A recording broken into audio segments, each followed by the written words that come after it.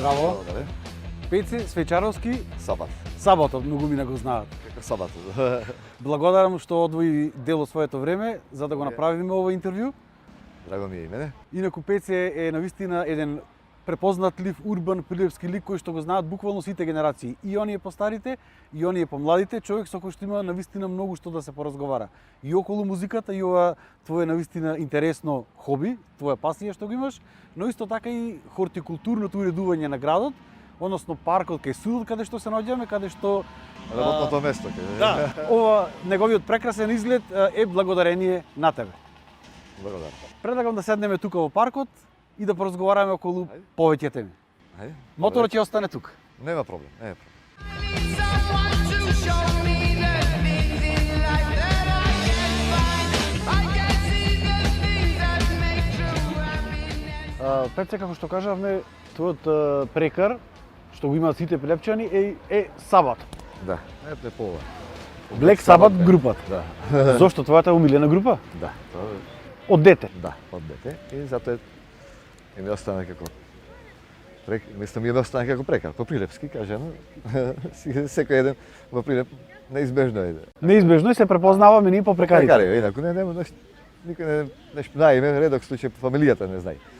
Инаку останати како на прекари повеќето. Кокумина те викаат Пеце, кокумина те викаат Сабатот. Ами повеќето луѓето како сабат ме викат. Не ни знаат како се викаш. Да, има кој не зна стварно. Имаше случаеви каде што доаѓа кај мене дома и тука е сабатот. Да речем тоа уште како деца. И моје прво време не знае, ме претпоставаме тоа, потоа проше. Абе, мене ме викат така напрека. Па добро да знаеме на луѓе уште да деца кои ќе дојдат да му кажуваме. Вака. Додека бевме како млади. Сега веќе поинако. Се уште сме млади. Да, се уште сте млади. То бевме деца веќе. Сега сме само млади. Кажи ми како дојде во допир со рок музиката, потоа со метал музиката, како започнаа тие твои почетоци? Тоа беше случајност, еден од комшите. Слушаше некој рок-н-рол. И мојата радозналост да видам што е тоа. И слушнав еден, прво и пак ја напоменам, слушнав еден албум од Black Sabbath. Кој албум? Master of Reality. И тоа ми остана, мислам, веќе почна прво време како ајде да нешто да слушнеш поново, нешто ново што не си слушнал до сега, нешто ново. После сваќаш дека еден издел што кој песни кои се вртеа по радија, тој временски период, се дел од тој рок-н-рол. И полека натаму почне навлегуваш, не сакајќи навлегуваш во тој дел и после веќе навлегува во крвта. Колку години имаш тогаш? Веќе имав 14, а сега имам 49. И после навлегува станува како нека не зависност, него не можеш да се од себе да го тргнеш тоа, и да сакаш не можеш да го тргнеш, затоа што самиот звук те прави да те понесува. Што значи за тебе рок-н-рол? Начин на живот. Значи начинот на живот. Слобода? Слобода, живот без предрасуди, значи го живееш животот и живот во комплетно да речем слободен стил, без да се ограничуваш дека има ова, дека има она. Не, јас сум тој. Тој начин на живот го задржа и до денес. И денеска живеам. И работев со еден период, мислам еден период подолго време работев со бендови, како Тапанар. Да, тоа што сакав да кажам, дека освен што си љубител на таа музика, ја слушаш, Така. ти си и музичар. Тој е, можам да речем, музичар аматер. Кој беше твојот прв бенд? И како се оформи? Тој беше, имавме по 15 години како деца. И ќе свириме, секој купувме по некој инструмент. Јас мада имав таа, да речем, љубов према тапаните. И си го купив тој, да речем, инструмент, тапаните ги зеднав. И направивме еден бенд, антисистем. Тој беше некој да речем тогашния аматерски, на аматерско свирење, детско, Прилепски бенд. да, пријателски бенд. Кои беа членови?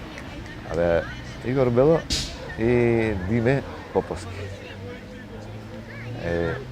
Тројца, да, тројца бевме. Свиревме само на еден хардкор фестивал во Скопје. Тој беше 92 година. Се одржуваше. Тоа беше клуб, Кодекс се викаше клубот во Скопје во универзитетот Свети Кирил и Методи во долу подромот. Клуб беше. И таму ја направивме првата свирка на тој фестивал и бендот потоа се распадна, толку беше. После работев, имаше бенд, тој бевме како Hell Child, наместно друг бенд, како heavy metal, тој почнувавме веќе, почнавме веќе да учиме се почна да се навлегуваме како музичари во музицирањето. Почнавме некој heavy metal да свириме. Тој heavy metal беше па да речем нормално со енергија, како деца нормално имаш повеќе енергија, повеќе од себе што да понудиш. Мада и сега не можем да кажам дека немам што да понудам, во тогаш беше поинако времето.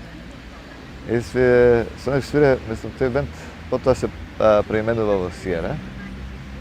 И се после како Сиера исто после еден полуг период се преименува во како Кома.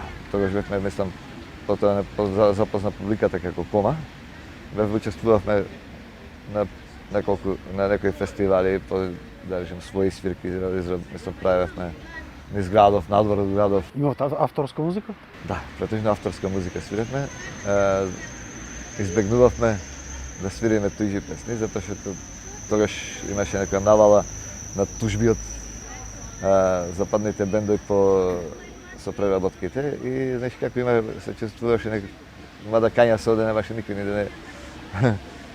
И ние работевме мислам во тој фазон. Не знам, тоа не heavy metal си го свиревме своји авторски песни. Свиревме тука претежно Прилеп, имавме свирки направено Скопје, Куманово, Велес, Крушево, така да речем со бендов. Инаку името го влечевме на радиотелевизија Прилеп, ставени 4 имена и Пеце Момировски сега кој во Америка, го се сеќават, нали? Тој беше водител на емисијата Калиедоскоп и кај него во емисија да го влечевме името и остане Кома. Тој бенд функционираше до 99-та година. Заклучно со 99-та година на Поп-рок фест. Значи последната свирка беше на Поп-рок фест. Имавме после 96-та година се формиран бенд, исто хардкор, Brain Ghetto. Исто со него имавме да речем еден најголемите достигнувања што ги имавме постигнато тогаш тој временски период. Имавме направени турнеја низ Босна и Херцеговина. Правевме со тој бенд многу свирки, имаше повеќе свирки, имавме издадено еден албум. Тој беше издаден во Малезија, не го издаден.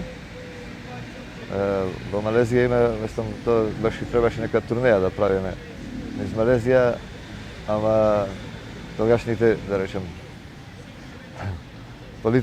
светска политичка сцена се направи тие немирите низ Ирак и бевме стопирани да замине.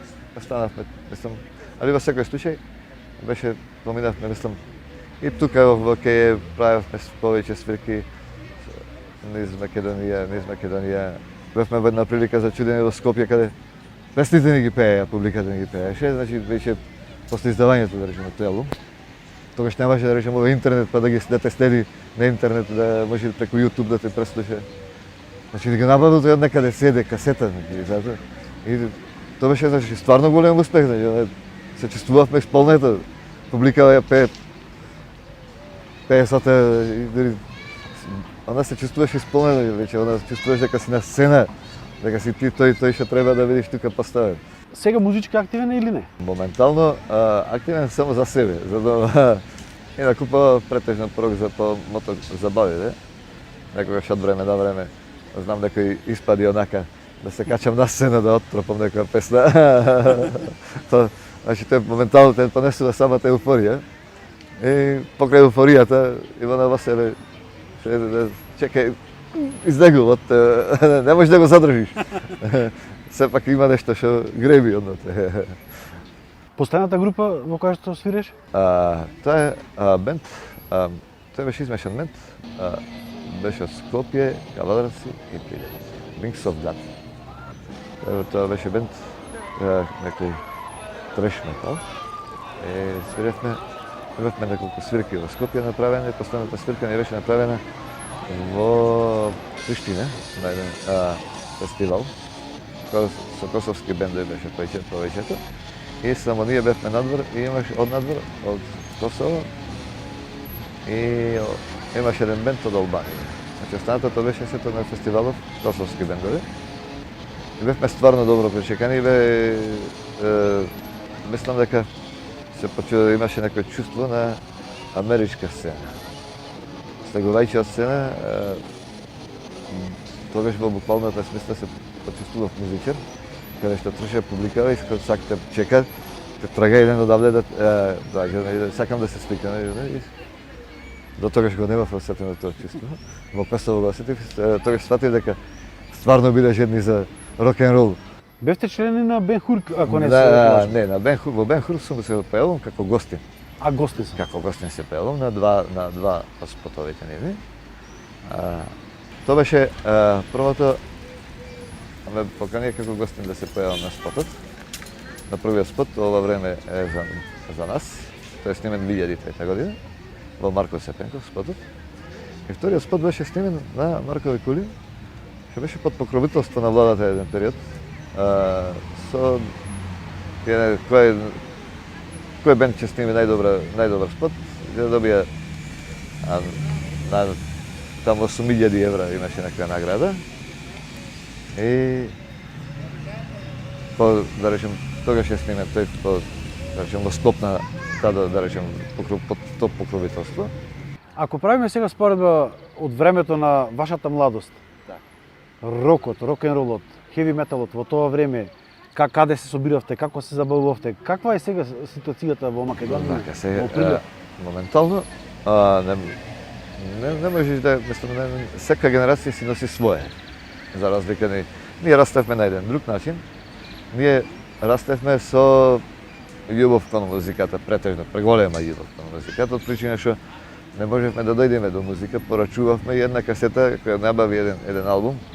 И го вртеше денес, мислам че го заврти во рок од еден месец пола град. Имаше снимка и на крај кога ќе дојдеш веќе до 10-та снимка, веќе избледена снимката и упорно ја слушаш, ако е избледена.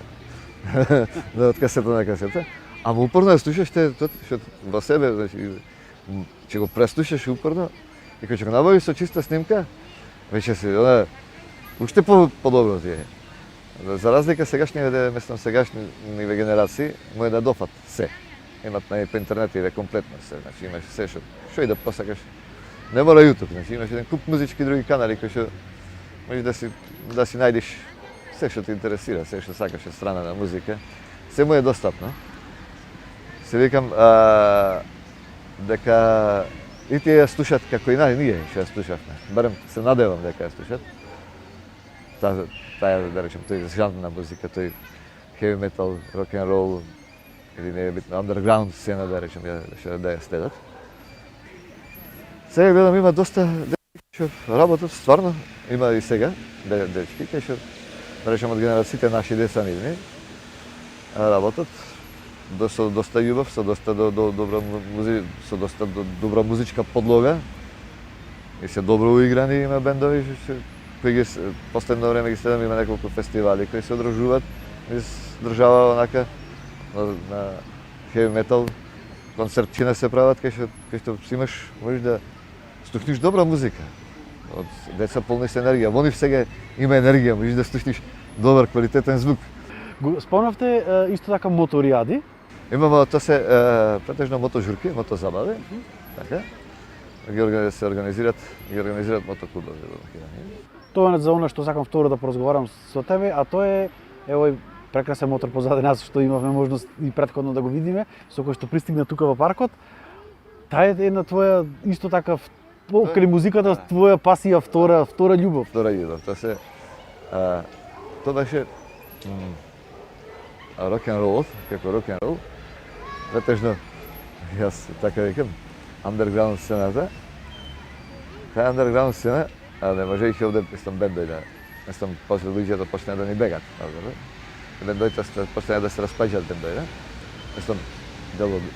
Дел по дел. И одлучив да се земам мотор за уживање. Значи тоа е мотор за уживање. Кога го зававте моторот? Како почнавте? Тоа беше, тоа оние амерички, да ги наречем, филмови, рок-н-ролот, претежно, оди со шоперот. И, тоа ми беше интерес, сакав да возам мотор, како дете, ама немав никогаш да ми помислење, ама после одлучив, сватив дека ми треба некаде андерграунд сцена. Ја најдов во тие мотозабави, како во мотосцена ја најдов андерграунд. И си продолжив поново тој андерграунд стил, андерграунд живот, преку со моторот. Инаку моторот е Членство на Sons of Thunder, Да, тоа е Sons of Thunder, тоа е мотоздружение во тоа е MC клуб во Прилеп. Тоа е клуб кој имаме клуб хаус во склоп на Партизанка. Таму имаме, ќе организираме, клубот организира забава на 14 септември. Секоја година? Секоја година го организираме тоа во зависност од датум. Значи, прошлата година беше на 9-ти, после празникот. Годинава во зависност гледавме да ги погодиме некои датуми таму тие се. И на 14 септември. Инаку мотокултурата е малце претежно ние само сакаме да ја расшириме мотокултурата низ, како клуб, сакаме да ја расшириме мотокултурата низ Македонија. Дали тука во мотовозењето го најдовте она втора слобода покрај музиката, исто така начин на живот? Како што е музиката? Затоа го одбрав тоа. Мисле, барајќи бев во потрага нешто што има адреналин во себе, во него, за да можеш да живееш андерграунд сцена, таа андерграунд сцена, што ја нарекол, често пати, рок-н-ролот и тука го најдов тоа и мислам, и сега живеам на тој начин, мислам, одиме претежно има мотозабави, каде што, мислам, скоро сме присутни секаде. Издржавава и надвор од државава. Значи, одиме, како клуб, секаде. Претежно, мислам, одиме по тие мотозабави. Има рок бендови каде што, мислам, кои свират по мотозабавите. И затоа викам и тука ја најдов она што ми беше потребно за и возењето не е љубов према возењето. Затоа е, мислам, почнуваш да го совладуваш, прво време имаш проблем, проблем околу групно возење, потоа полека го совладуваш, навикнуваш, гледаш чувството на возење кога гледаш група на мотори, претежно по видео снимки што ги гледаме, групи поделени возат. Тоа чувство е неописливо, кога гледаш во група се најдуваш измеѓу мотори напред, мотори позади тебе. Чувството е неописливо, натред адреналин во себе пука. Така да, убаво мислам, сепак јас тука го најдов и продолжив со тоа. Она што на почеток спомна во ова интервју е исто така познатиот начин на живот, односно работата што ја одвивате во овој момент, а тоа е хортикултурното уредување на овој парк каде што седим, односно паркот кај судот. Тука сум вработен и од тука екзистирам, да речем, во јавното комунално предпријатие. Како се вработивте, како дојде да се вработите во комуналец? То беше... На среќа сум не знам да сме комунарец. Тогашниот директор 2005 година, Златко Ристевски, Джек Четов, сите што го знаат. Ето така. Појдов по побарав работа, бев упатен од некои луѓе. Ми река, види прашај. Јас појдов. Директорот нормално ме прими на разговор. И од нигде никаде ми вика, утре се бајде, те чекам во 7 да се појавиш овде пред мене лично. И ми кажа дека јас толку плаќам, толку... Прво ми кажуваше, тоа јас во моментот се збунив, значи... Чекав ми кажува нешто, да ми кажува сега. Ако ми рече утре во 7 да се појавиш, пред да јас да те видам овде, и не знам што да му одговорам, затоа што знаеме сите самите, тој временски период беше криза за работа во државата. Општо, значи, мислам да... И така да преблагодарен сум и цел живот ќе бидам благодарен за него, затоа што сега моментално сум тука вработен во, да речем, во јавното комунално предпријатие Комунарец. И сум задоволен од работата, сум среќен, ме исполнува, значи не можам да речем ако ја сакаш работата, кога ќе си појдеш дома нема да чувствуваш умора. Значи секоја една работа доколку си задоволен, нема да чувствуваш умора. И ако ја работиш веќе со сила, само ајде Колку да се речи дека работиш. Да се речи дека работиш, значи почнуваш дома седиш преморен. Во временските услови се временски услови, летно време е жешко, зимно време е ладно, али веќе кога си одбрал да како професија, како од што екзистираш, биди задоволен и сакај работа, доколку ја сакаш и таа ќе те сака. Тоа е непишано правило. Исто и она, доколку го сакаш, и тоа ќе те сака, доколку го чуваш, ќе те чува. Исто и со топаните, доколку ги сакаш и ги тропаш, и тие ќе те сакат, и ќе те поддржуваат, ќе те мотивираат, се уште повеќе. Така да истото и со ова. Пеце, ти благодарам за издвоеното време и за тоа што имавме можност тебе да го направиме ова интервју. Се надевам дека многумина се потсети на младоста, на рок-н-ролот, на времето кога се одржуваат тие забави во Прилеп, каде што излегува, и се надевам дека повторно ќе те видиме во некој музички спот, но и со нов бенд. Благодарам и вас на поканата. Мило ми беше што бев гостин, што бев тука присутен на ова интервју. И со вас лично што разговаравме тука во Парков. Се надевам дека ќе има нешто ново, каде што ќе биде, да речем, ќе има бенд повелете на 14 септември во склоп на Партизанка клубот, клуб Хаусот, каде што ќе биде забавата. Ќе биде мото забава. Мото забавата. Повелете слободно да видите како дел од таа мотокултура, тие мотозабави како се одвиват,